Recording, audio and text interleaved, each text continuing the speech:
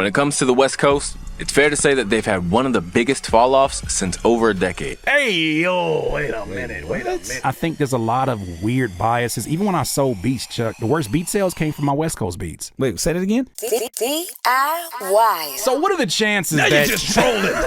Now we're just trolling here, ladies and gentlemen. I get to react to a story in which a YouTuber made this video, Hip Hop Madness, about how LA hip hop lost its cool. Man, that was a moment. Bruh. I'ma say this and I'ma mean this. You got the torch. You better run. I was stuck outside that night.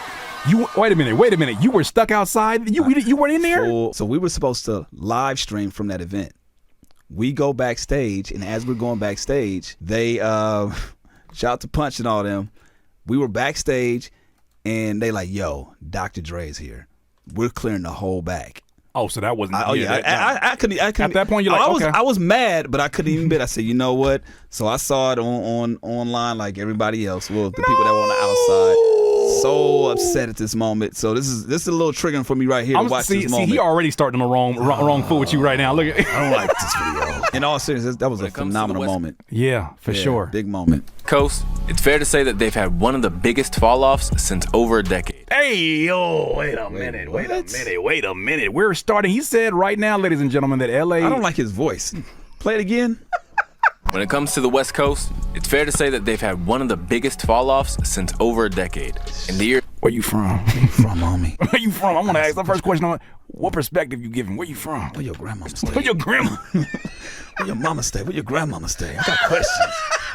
My homies want to know. Hey, yo, that got me a tear. Yeah. In 2020, not a single album from the West Coast managed to secure a spot on the list of the highest first-week sales. First problem I have, I'm gonna let him get that stat back off. Not a single album from the West Coast managed to secure a spot on the list of the highest first-week sales.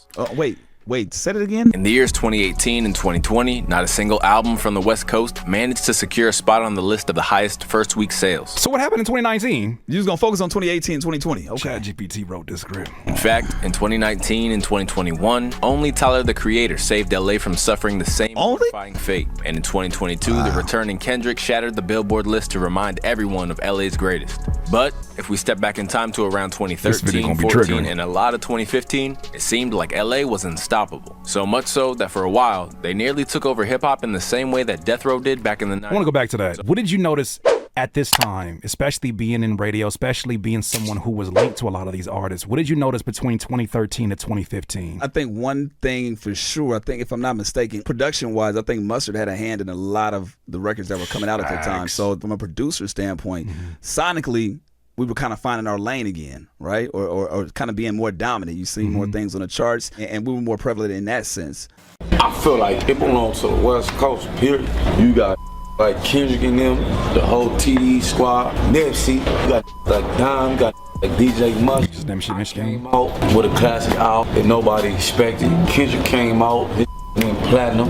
Dom Kennedy, he on this independent. Shout out to Dom. Across gangster rappers, MCs, and producers, there was a fountain of talent to admire. But for a multitude of reasons, we're now back in a place where Cali is a shell of its former self. So you're making a lot of claims, and you have not given enough information to say how dramatic. My first problem with this is quantifying the impact of a coast by a Billboard chart. Very true. Because how do you quantify social currency or cultural currency? Right.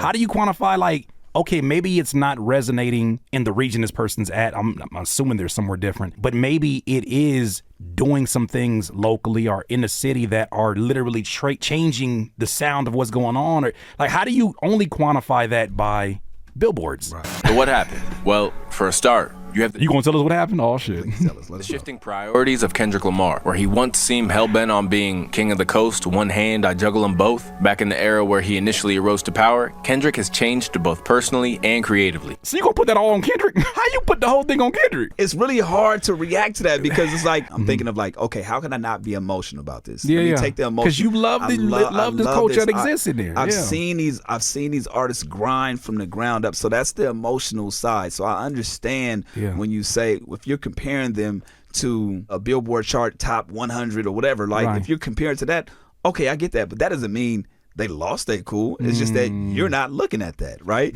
Your problem is that's the only definition you have of cool. It's the only definition you have of cool. We might not get through this whole video. Continue. Sorry. Where he once seemed destined to be number one, Kendrick has made an effort to basically let go of that mindset to pursue his own creative vision, rather than put on for the West. Basically, from the minute he released To Pimp a Butterfly, it was clear that he wasn't interested in coastal warfare, and instead, he made history as he racked up Grammys and Pulitzer Prizes. Sure, Mr. Morale did feature West. Sure. See, that's my thing. Even when you're giving somebody credit, Yeah. it's like a backhanded compliment. And didn't he still get the key to the city in his process as well? Yes. He still got To me, honored in his city. He's still selling out shows. I'm very interested in if they're from out here, we got to have a conversation. That is interesting. Oh my goodness. While at one point it seemed like TDE as a label were going to do just that with the Black Hippie Crew, TDE are now in the same position that Death Row were all those years ago. Damn. That a label holding the culture in a vice grip isn't sustainable. Led by Top Dog, Musa, and Punch, TDE... You gotta be careful. You mentioned a lot of folks in a lot of the situations that I'm like, we didn't met these folks, man. That's Like, crazy. you going kind of crazy right now on some. You better have some intel. Everyone fixated on their core team of Kendrick, Schoolboy Q, Ab-Soul, and J-Rock. But now, Kendrick has left the label to form PG Lang. Ab-Soul's hype was whittled away to the point that his first album in 6 years didn't even chart, and Schoolboy Q and J-Rock... I want to fight. I want to fight. I want to fight. I want to. This is. I don't. You call it bias if you want to. I want to fight. What is your gauge? What's going on with you DIYers? Thank you so much for choosing to watch this video. One thing I want to give you a heads up of is that I just released my project called Storm Symphony with my good friend Aaron Barber.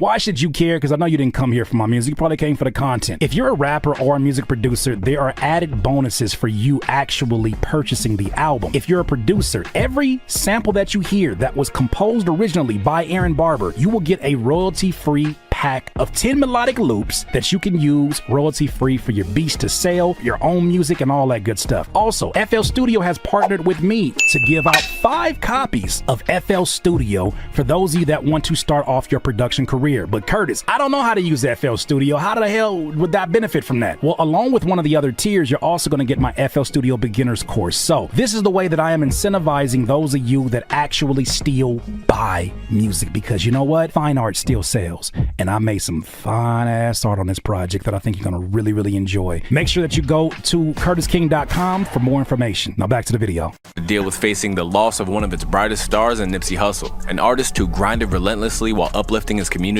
Nip didn't always get the credit he deserved. Instead, he just kept working and found ways to organically fatten his pockets while building his buzz.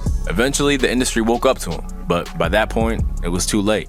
I think at that time, you know, I was just like, I'm gonna be myself. I'm gonna just be raw me, and if they with it, they gonna with it. But now I understand what makes money. I understand what the objective of this whole thing is. I was on a major label. I understand radio. I understand audience. I understand retail. So I look at it like I went to college. Rap is what I do. I'm good at it. When I focus on it, I can make incredible records. You know? It's just about getting my life. I truly miss his voice out here. Man. When I was introduced to him, it wasn't through the music first. It was through watching these interviews, and I was like, this dude right here, brilliant, but he sounds so LA. Yeah. So like I was like, oh no, you really from out here. The first one that kind of blew up that a lot of people saw, I forgot what platform, but he had the curl was outside of that. I remember that. It was an older interview. He was talking about diversifying funds, and I was like, but hella LA raw with it. But hella LA, yeah. But gotta diversify your funds. And the dude was like, what? Don't trick off your assets. He said, trick off your liability. I loved it though. Nipsey was just reaching that highest level of fame when his life was senselessly cut short. Man. And in a lot of ways, it felt like that new wave for Cali died with him. After all, his peers in Cali weren't exactly firing on all cylinders. Okay, I'm about done. See, so and here's one of the misconceptions that I want to get out there too. And please do. I don't know if the world may have saw it. I know we felt it here in LA. He got love for Victory Lap when it came out. He did. The one thing that I will say is that I feel like we were able to give him his flowers in real time. Yeah. Could have been more, obviously, but I think he felt the love from the world prior to him leaving us. It's unfortunate. I think there's a lot of weird biases. Even when I sold beats, Chuck, the worst beat sales came from my West Coast beats. Wait, say that again? The beats that I sold the worst amount with my West Coast beats. Really? I was raised on this. I listen to certain songs and I remember like certain scents in my house in Carson. Yeah. Or like I remember being in South Central with my moms, and I remember like going to St. Peter's Rock Church that was next door to the house we was staying in. And it's like I listen to certain songs and it takes me there, but that to me is where I'm like, I can't give that experience to somebody else. I never forget. I went on a cruise with my family and I met these East Coast dudes like from Philly and from New York. And he was like, "You from the West Coast?" I was like, "Yeah." He's like, "Oh, okay." He said, "Y'all be probably having barbecues every day, huh?" And I was like, it dawned on me, based upon the visuals he saw, it looked like we just barbecuing in high helicopters for no reason every day. Dogs just barking for no reason. Barking for no reason. Sirens is always. Y'all all got pit bulls, huh? Y'all always running, huh? Y'all always running in slow motion? That's crazy. But no, I'm honored to be able to have this conversation with you because I know that you love West Coast, man. Like that's all throughout your bloodstream. Every time I see you have an opportunity, you find a way to campaign for us out here. To a fault, man. To a fault. And the thing is, I wouldn't have it any other way. And but I know that's my story. That's not everybody else's story. Like, as much as I love radio, I understand how it works, right? And it's like, okay, that's fine. I'm not gonna walk away from it. If the opportunity is still there, I'm gonna still use my platform and elevate my voice the way I can because I know how important it is. Shout out to me, Tajay. He told me this one time. He was like, "It's important that your foot is in the door over there because it amplifies our voices. We know what you're fighting for, and I feel like I'm here to provide that balance. You know what I'm saying? You're doing it well. DIY. DIYers, if you enjoyed this content, make sure that you hit the like button and maybe even consider subscribing. Come on, man. Stop being greedy. Peace.